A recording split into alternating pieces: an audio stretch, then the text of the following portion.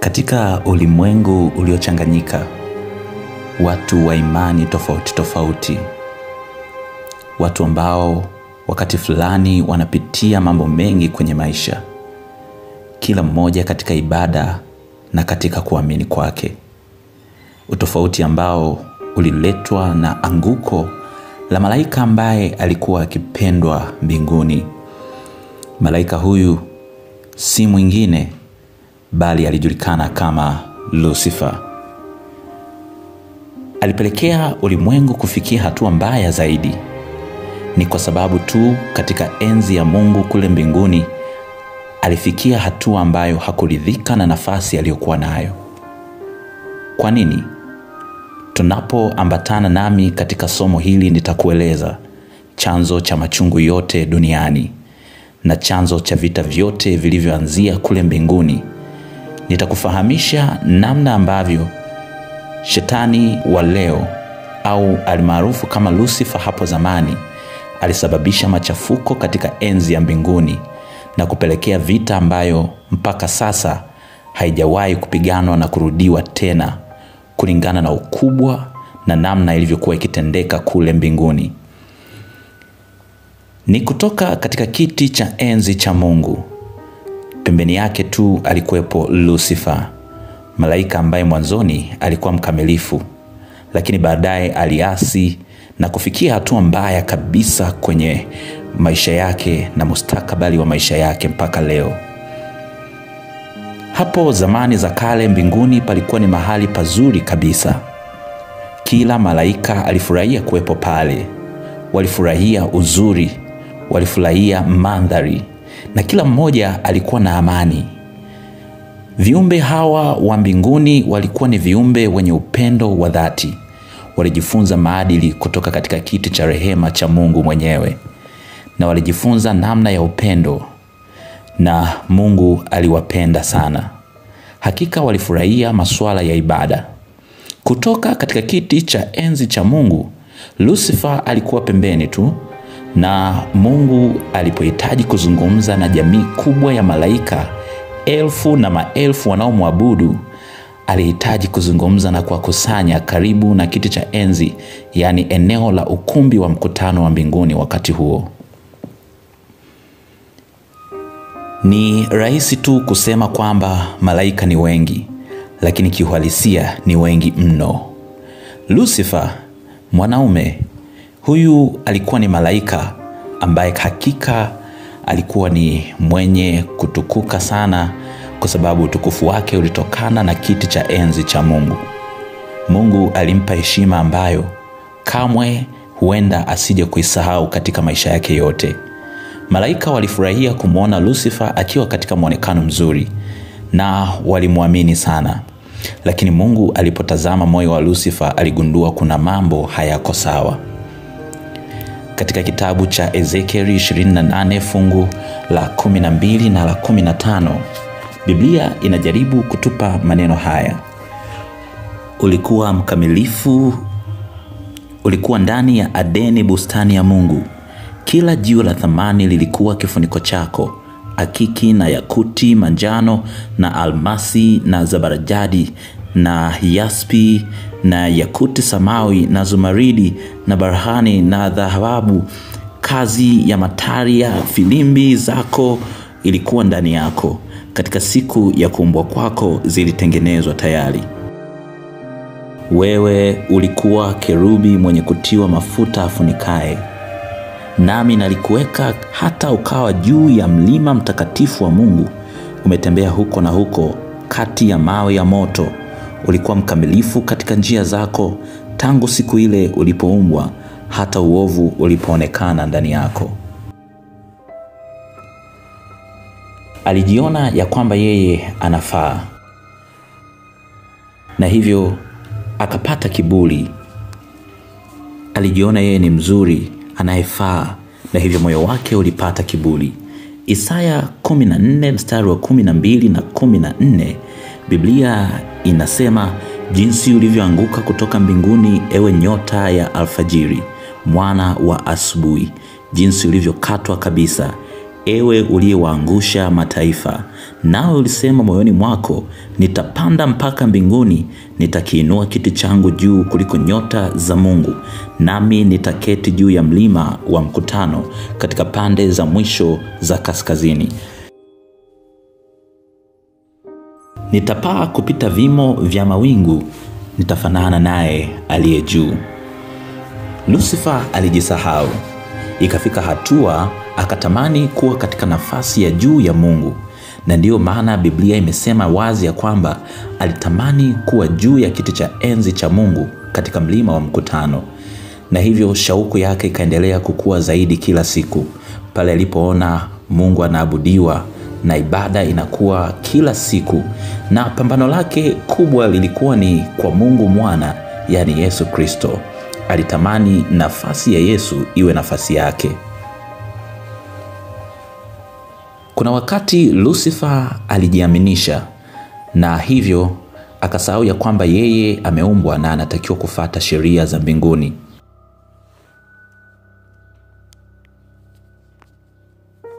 Kwa sababu mbinguni kulikuwa kuna utaratibu. Matendo ya mikono yake ni kweli na hukumu. Maagizo yake yote ni amini. Zaburi anaeleza. Lakini alipokaa na kutafakari zaidi, aligundua ya kwamba nafasi aliyokuwa nayo bado haikuwa imemtosha. Alitamani kuwa zaidi ya pale alipokuwa. Aliendeleza ushawishi wake kwa malaika, na hivyo kuweza kuwashawishi ya kwamba yeye ndiye anapaswa kuwa sehemu ya Mungu. Kama Biblia ilivyotueleza ya kwamba aliadhimu moyoni kwamba kupandisha kiti chake kuwa mahali pale ambapo alikuwa Mungu. Aliwashawishi malaika ya kwamba yeye anastahili kuwa pale alipo Mungu, na ya kwamba Mungu hana haki. Ufalme wa Mungu hauna haki. Yeye kama akiwa Mungu atakuwa ni mwenye haki, atatenda vyema, wala hakutakuwa na jambo lolote baya. Lakini Mungu kwa kuliona hilo bado aliandaa mpango wa wokovu wa baadaye endapo mwanadamu angetenda dhambi. Lakini pamoja na hayo yote, Lucifer hakuhitaji kushauriana na Bwana chochote.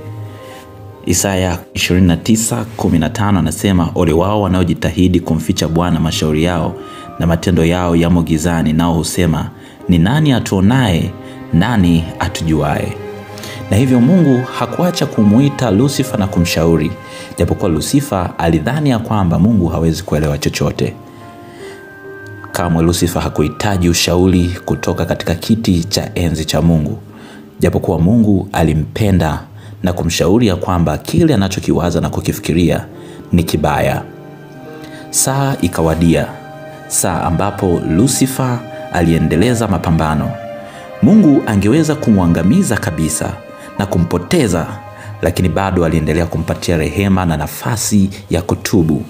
Na baada ya majibizano ya muda mrefu katika ile vita ya mbinguni, ndipo Mungu akaamua kumfukuza. Mathayo 13:30 inaeleza kwamba yaacheni magugu na ngano yakuwe pamoja mpaka wakati wa mavuno.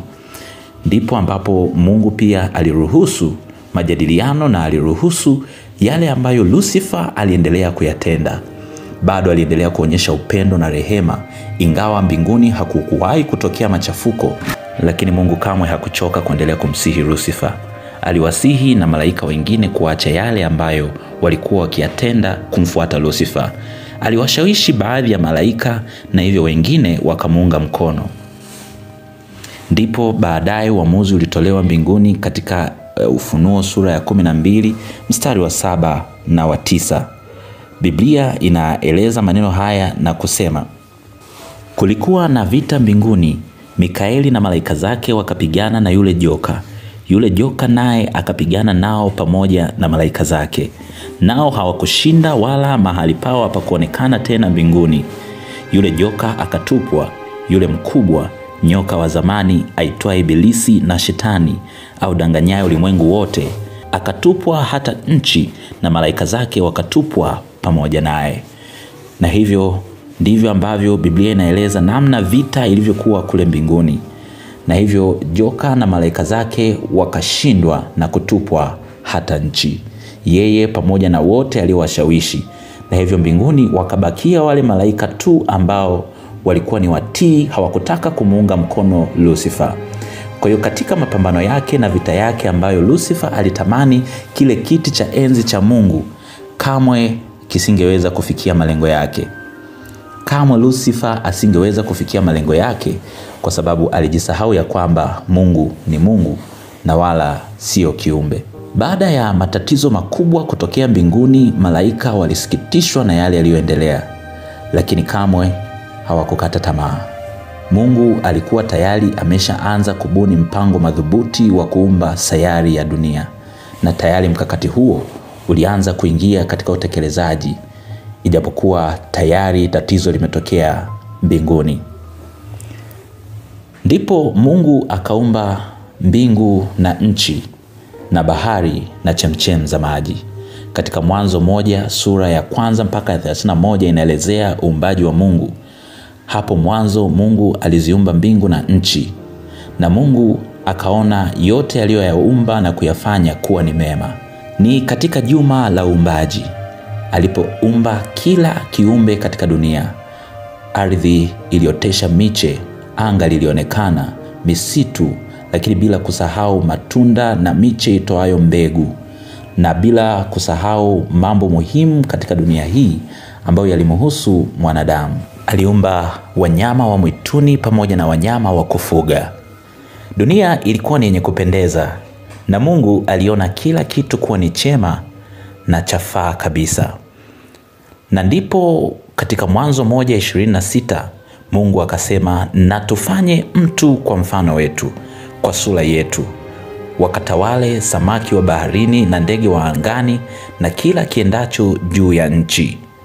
Mungu akaadhimu kumuumba mwanadamu katika siku ya 6 ya uumbaji. Inaelezwa wazi ya kwamba mwanadamu aliumbwa kwa udongo au mavumbi ya ardhi. Katika vitu vyote Mungu alitamka kwa kuzungumza tu ikawa, lakini kwa mwanadamu alimuumba na kumfinyanga. Alipoumba miti akasema miti na iwe. Alipoumba mwanga akasema mwanga na iwe nuru. Kila kitu alikuwa kwa kutamka. Lakini kwa mwanadamu, kiumbe special kuliko vingine, Mungu akaumba na kufinyanga, akadesign na kubuni.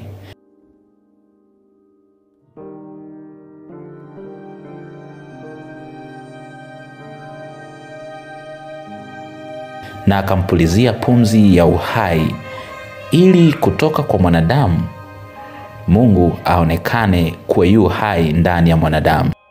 Mwanadamu wakati anaumbwa alikuwa ni mkamilifu, alikuwa ni mwenye afya na mwema zaidi. Lakini baadaye alipoumbwa Adam na kuonekana yuko mpweke, Mungu alimpatia msaidizi wa kufanana naye. Na huyo msaidizi ndiye ambaye Mungu aliona ya kuwa ni vyema, maana alisema ya kwamba si vyema mtu huyu awe pekee, bali nitampatia msaidizi wa kufanana naye. Katika miche yote ya bustani Mungu aliyoifanya, aliamua kupanda mti maalum katikati ya bustani, ambao mti huu ulikuwa pembezoni mwa mto Frati. Na hivyo Mungu akamwagiza mwanadamu ya kwamba matunda yote ya miti ya bustani waweza kula, lakini mti wa katikati ya bustani huo msile, msije mkafa. Yalikuwa ni maisha mazuri ya kupendeza katika bustani ya Edeni. Walifurahia na walipenda maisha mapya ambayo yalikuwa yenye utukufu kwa Mungu. Walizoea kumuona muumbaji wao kila wakati, au kila mara walipohitaji kumuona. Kila wakati walipohitaji kukaa na muumba wao, walizungumza uso kwa uso. Walifurahia kukaa karibu na muumba wao. Mungu akawa ametoa onyo katika Mwanzo 2:17 ya kwamba matunda yote mnaweza kula katika bustani, lakini matunda ya mti ulio katikati ya bustani huo msile, maana siku mtakapokula matunda ya mti huo mtakufa hakika.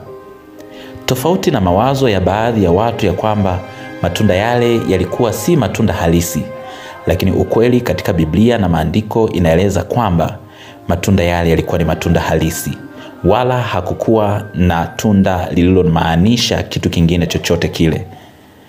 Jambo ambalo Lucifer hakulifurahia, kwa sababu aliona ya kwamba sehemu pekee anayoweza kuingia kwa mwanadamu ni kupitia kwa tunda ambalo Mungu alikuwa amekataza. Maagizo ya Mungu hayapaswi kupindishwa wala kukiukwa. Katika pitapita yake siku moja, Hawa alikuta katika mti ule ambao walimekatazwa kula, alikutana na kitu kisicho cha kawaida. Alikuta mti ule unapendeza. Hawa akautazama, akagundua katikati ya mti ule yupo nyoka, kiumbe ambaye wakati ule alikuwa ni mzuri, ni moja kati ya viumbe vilivyovutia sana. Alikuwa ni mwelevu, na wakati anazungumza na Hawa kumshawishi kula tunda ambalo Mungu alikuwa amemkataza, Hawa akajisahau na kwa bahati mbaya akala. Ndipo nyoka akamwambia mwanamke ya kwamba hakika hamtakufa. Mungu anajua ya kwamba siku mtakapokula matunda ya mti huo mtafumbuliwa macho na mtakuwa kama yeye. Kwa hiyo mwanamke aliona ya kwamba ule mti ni mzuri, matunda ni mazuri, nayo yapendeza macho. Akatwaa katika sehemu ya matunda yake akala. Wakati Lucifer alipomshawishi Hawa kuchuma matunda ya mti ule ambao Mungu alikuwa amemkataza, Lucifer aliingia kwa nyoka, na hivyo nyoka akawa akizungumza. Ni bahati mbaya mno, Hawa alikubali na kula matunda ambayo Mungu alikuwa amemkataza, akampelekea na mumewe, naye akala. Ni katika maandiko pia tunakumbushwa ya kwamba, je, hamjui ya kwamba nyinyi mnakuwa watumwa wake yule mnayemtii?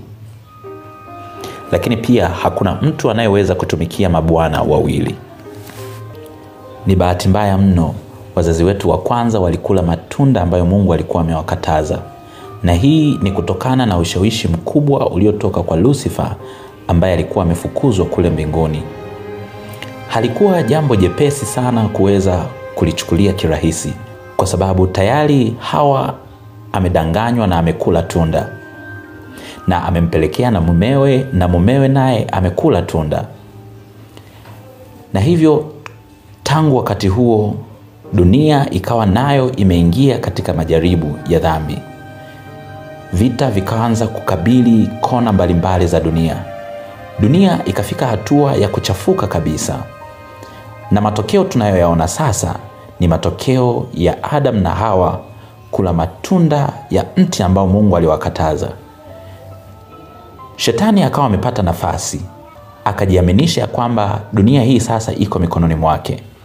Na mara walipomaliza kula matunda ya mti ule ambao Mungu alikuwa amewakataza, hatimaye wakajiona ya kwamba wako uchi na wakajificha.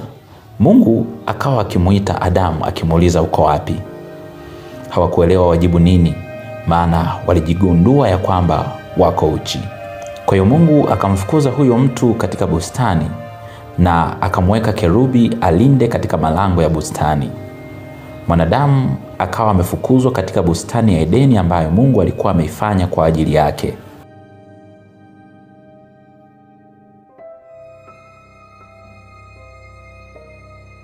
Halikuwa jambo jepesi sana. Lilikuwa ni jambo zito kwa wazazi wetu wa kwanza, maana huzuni ilikuwa imetawala. Kwa mara ya kwanza walishuhudia mapigano ya wanyama ambao waliambiwa kuwatawala.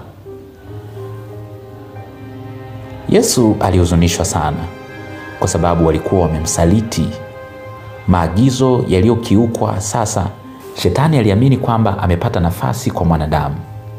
Lakini Mungu wa upendo anayejali alibuni mpango wa wokovu, na mpango huu ulitoka katika kiti chake cha rehema.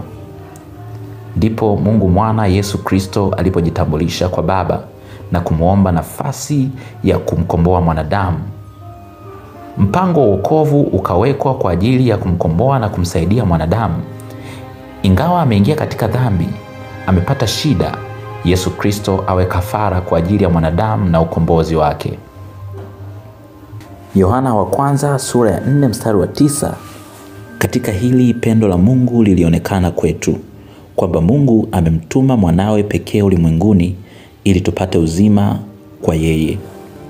Hili ndilo pendo, si kwamba sisi tulimpenda Mungu, bali kwamba yeye alitupenda sisi akamtuma mwanawe kuwa kipatanisho kwa dhambi zetu. Kwa hiyo Yesu aliamua kuvua ufalme wake kutoka katika kiti cha rehema ili kumkwamua mwanadamu kutoka katika mikono ya Shetani. Shetani alishajimilikisha tayari ulimwengu huu, maana tayari waliomilikishwa ulimwengu huu walikuwa ni Adam na Eva. Na hivyo Mungu alitambulisha mpango wa wokovu kwa wazazi wetu wa kwanza, yani Adam na Hawa. Halikuwa jambo jepesi kwa Adamu kama kuhani wa kwanza hapa duniani kuweza kumchinja mnyama ambaye alizoea kumwona akiwa na furaha katika bustani. Na wakati Adamu anamchinja mwanakondoo, ishara ya kifo cha Yesu Kristo kitakachotokea hapo baadaye, ilikuwa ni wakati wa huzuni sana. Jambo hili lilipigwa vita kwa kadiri ilivyowezekana na yule adui wa kwanza, yani Shetani.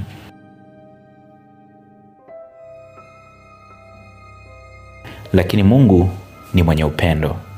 Alitambulisha mpango wa wokovu na akawapa elimu wazazi wetu wa kwanza ya kwamba licha ya kuwa mmeanguka katika dhambi, licha ya kuwa mmepotea na kula matunda ambayo niliwakataza msile, na hivyo mmesababisha tukio kubwa la kutengana mimi nanyi, lakini bado mna nafasi nyingine.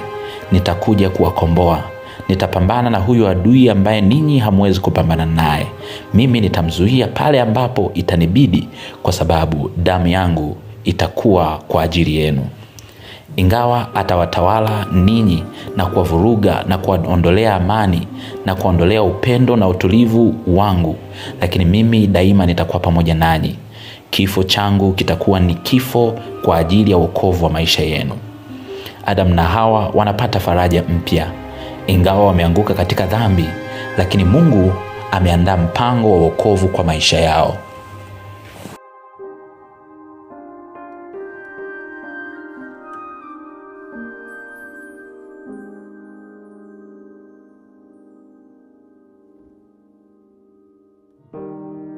Waibrania sura ya 2 mstari wa 3, tutapataje kupona tusipojali wokovu mkuu namna hii?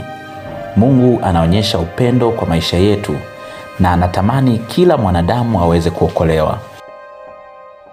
Mpango wake wa wokovu ulianzia katika bustani ya Edeni, katika ulimwengu uliochangamana na wenye anasa za kila namna, lakini Mungu bado anawajali watu wake. Ingawa kwa namna fulani wanaonekana kuwa hawana muda na yeye, lakini yeye alikufa kwa ajili yao na bado anawapenda. Hivi sasa yupo katika kiti cha enzi na cha rehema, akiwaita wote wanaompenda kuweza kuyatoa maisha yao kwake. Hata kama ni wadhambi na wameanguka katika dhambi, wale wote waliokata tamaa, waliobeba mzigo mzito wa maisha, inawezekana kuna wakati unakata tamaa na kuona ya kwamba hauna kesho, wala tumaini lako limepotea kabisa. Dhambi zako zimekutenga mbali na upendo wake. Lakini amini ya kwamba Yesu Kristo ni Bwana na mkombozi wako. Ikiwa utayatoa maisha yako kwake, yeye yuko tayari kukushika kwa mkono wake ulio hodari, na anakualika na kukuita mahali popote ulipo. Usilie. Ingawa tu moyo wako uko tayari kumpokea, yeye naye atakushika na kukufuta machozi yako na kukupatia tumaini jipya.